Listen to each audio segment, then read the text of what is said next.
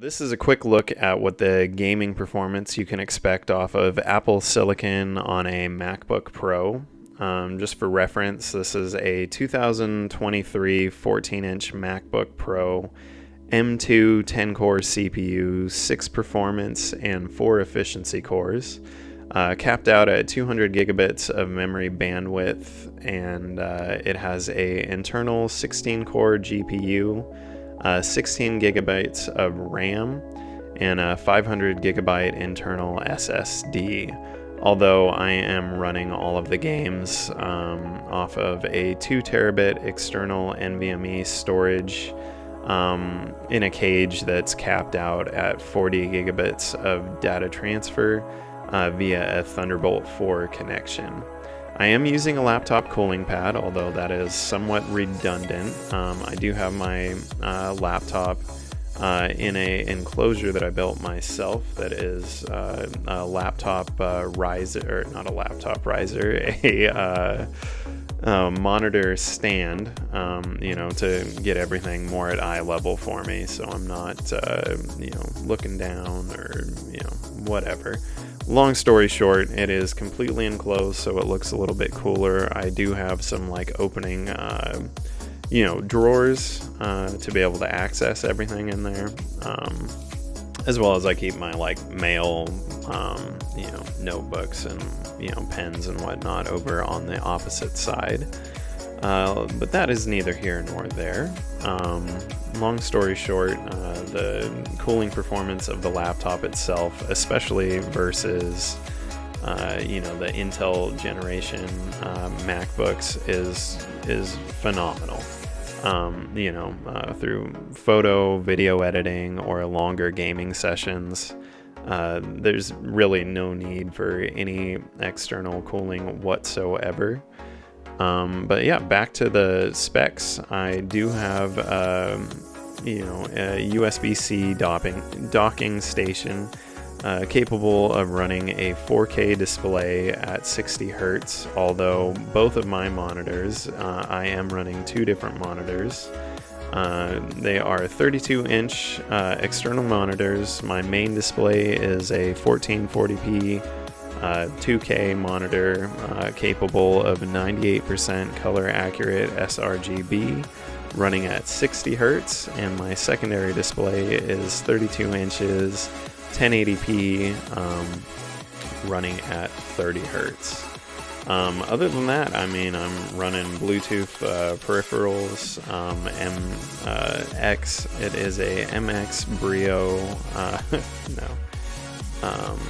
My mouse is a Logitech MX Master 2S Bluetooth mouse, and I am running the first generation of the Apple Magic Keyboard Gen 1. So if I'm switching over to more work and I want more desk space, it's really easy to just pick them up, get them out of the way. I normally just chuck them on the my mattress behind me, and just get to writing and whatever.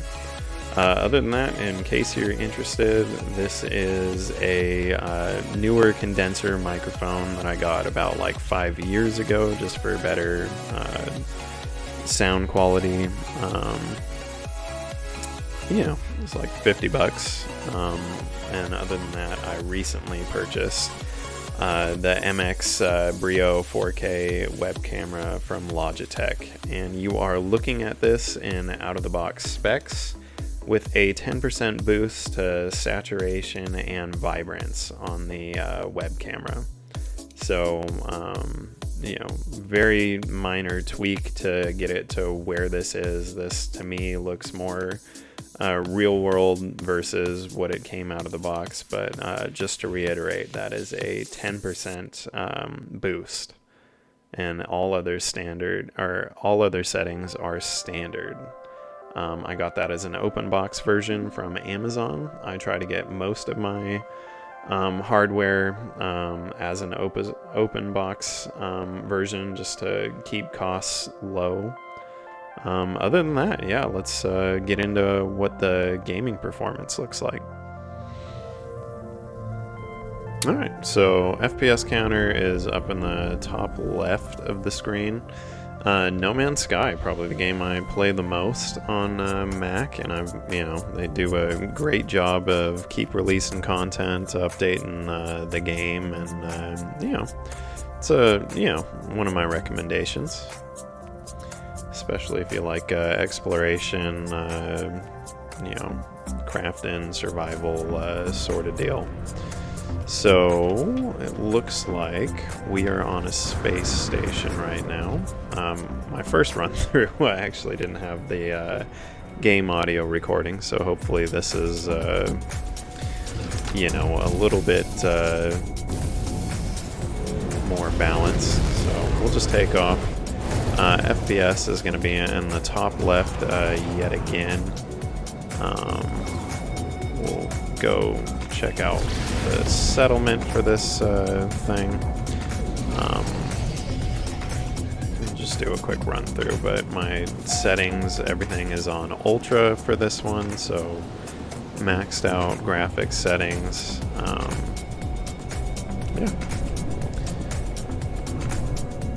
Let's see if I can do this.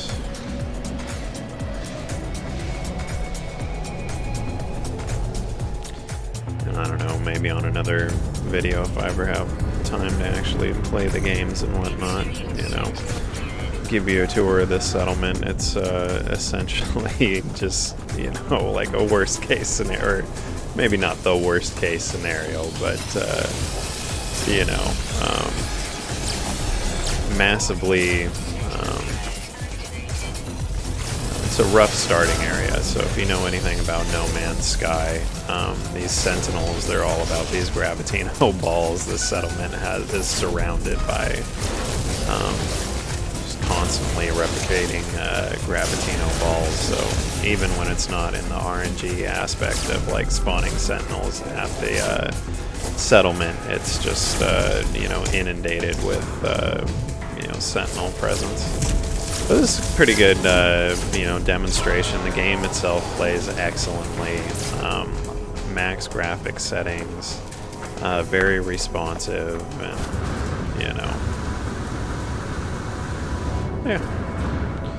Bear in mind, this is also not the most aesthetically pleasing world that there ever was, but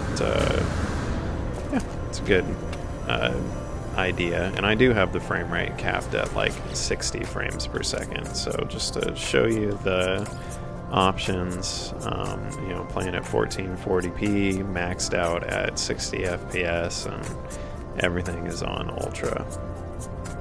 So it's what you can expect on Apple Silicon and No Man's Sky. And then this is Baldur's Gate 3. FPS is up here in the top left still. And then, just to get into it, let's go to the video settings. High, ultra, and we are playing at 1440p. I don't think we are frame rate capped on this one. But yeah, pretty much, maxed out graphics settings. This is a CPU intensive game, so I think it's the CPU bottleneck, not the GPU. But yeah, just can't go in a hole. But yeah, kind of a quick little run around just to see how all this works. And I did a playthrough and a half, and it worked excellent, so you will not be disappointed. So pop into this thing real quick. We'll go where, I don't really remember where this save even is. We'll go to the Emerald Grove.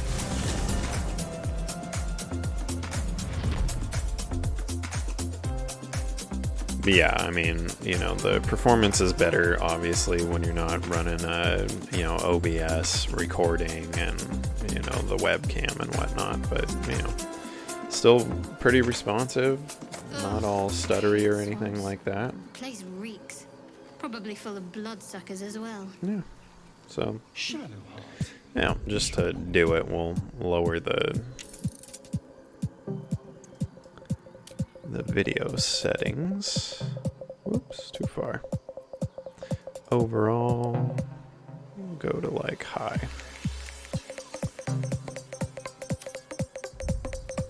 So there's that reloaded in. Oh, I cursed to put my hands on everything.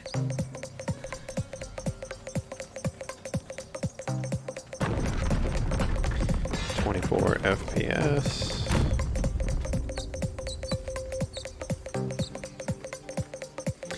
That wasn't as much of an improvement as what I was expecting. But still, I mean, you know, very playable.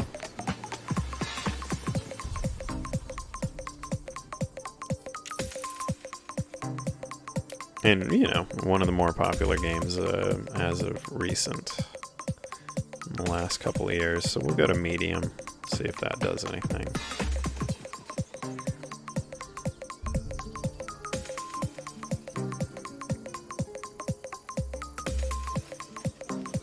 And I can hear the actual laptop fan kicked on or whatever, so...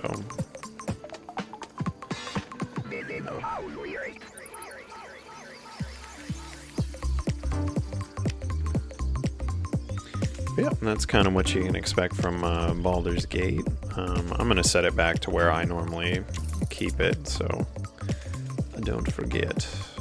But, you know, I've been running it on Ultra, and, you know, I really didn't notice any slowdowns or performance issues when not recording. But I guess recording and, you know, on Ultra presets is maybe not optimal for...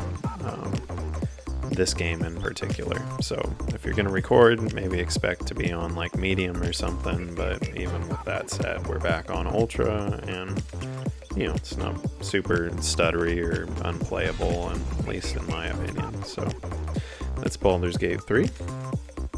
So this is Farm Sim 2025. This is the newest iteration. So we'll just give it a quick test. Pop in the tractor real quick. Take one off, and we'll just go past that tree line over there. So we're about 40 FPS right now. Little cow off to the left. We'll check out what our graphics settings are in a minute, but you know, it's a really cool game. I mean, for my use case, I normally get my farm started, you know, hire the AI workers to just do the,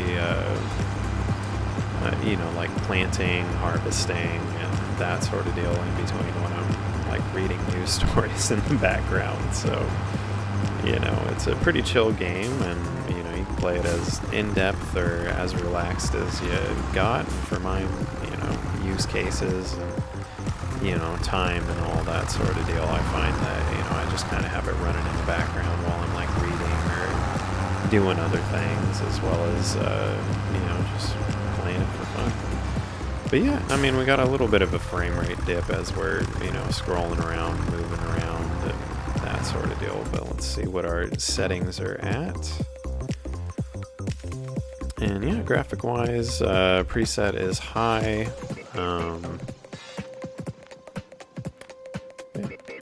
Kind of a good little rundown for Farm Sim 25, and yet again, this is the newest version.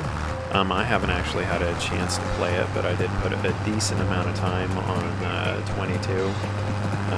You know, mostly just, you know, had it running in the background.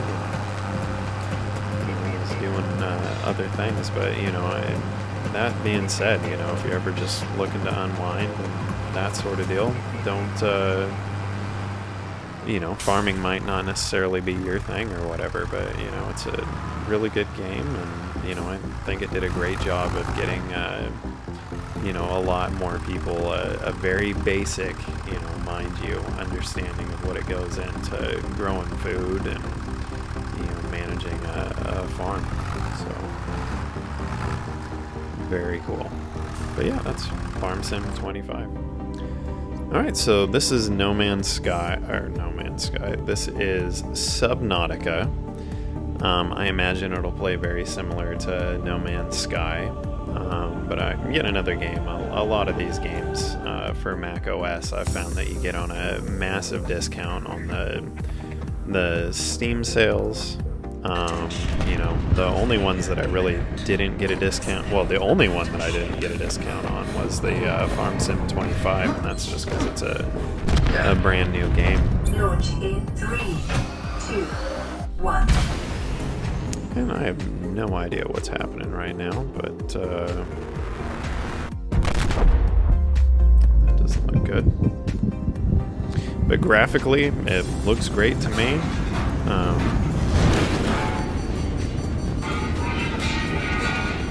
That's not good.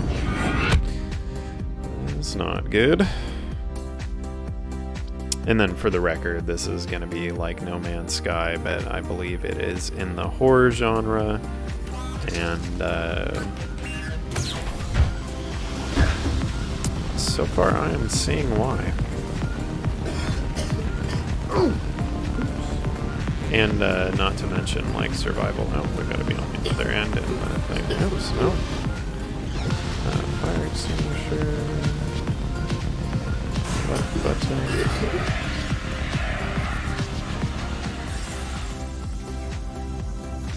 Okay, do we need to look back yet? But yeah, we're about 35, 40 FPS. Head trauma. This is considered an optimal outcome. This PTA And I don't know has if I now get more rebooted time, an I'll come emergency back mode and with one directive to keep you play it. Oops. alive on an alien world. Please refer to the data bank for detailed survival advice. Good luck. How do I close this thing? Tab. Alright, go climb the ladder, we'll see. Oops, so that's the other thing about, you know, playing on Mac OS for OBS, you know, that I should probably mention. It is not necessarily, you know, I wasn't able to set it up to, you know, target an application for like streaming. This is a Windows capture, so that is a thing. But yeah, we're at 39 FPS out in the sea, looking at a big old, I don't know what this is, but it's very pretty. Excellent graphics. But yeah, this is Subnautica.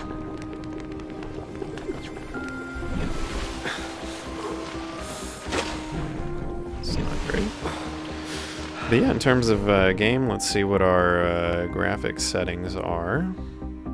We're on high. So yeah, oops. No, I don't want to do that.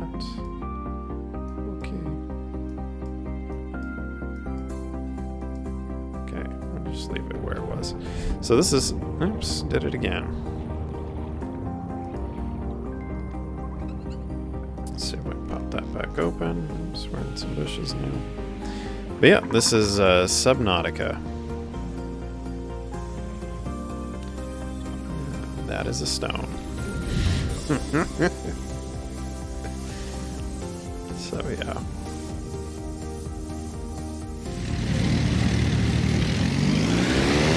So this is X-Plane. Do the external view first. Rainier off.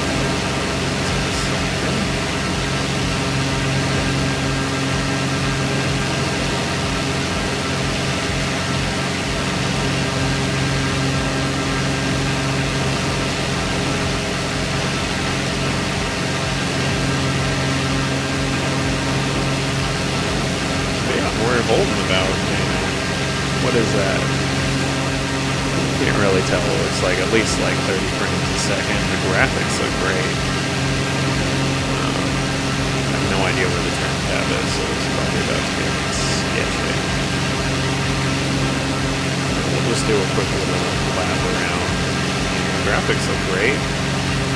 It's playing real good. There's the Olympics in the background. Dude, it's sound. We are at Seattle Tacoma International Airport. And reduce the power, we get back in the cockpit, so I can actually maybe land this. Yep. Alright, so there's that. You know, I have not set up any of the controls, so, you know, don't judge. You know, I also haven't used my throttle or anything in probably like the past 4 years, or the joystick, so, you know, those are, oops, you know, covered in dust.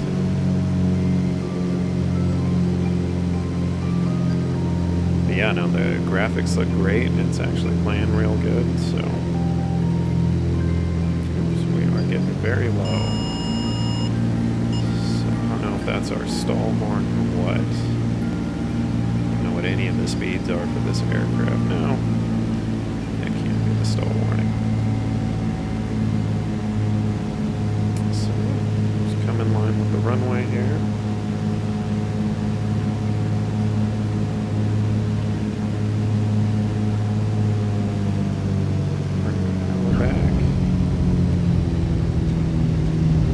Best landing ever, but yeah. The quick and dirty test, that's pretty good. But yeah, I mean, that's the responsiveness of it. We'll just do a quick pan around. Not the best, not the worst. But yeah, for playing on a laptop, it's pretty darn good. But yeah, I would say that's a pretty good test on the capabilities of a Apple Silicon MacBook Pro in terms of gaming. Definitely probably not anyone's primary, you know, purchase, but definitely a nice added benefit.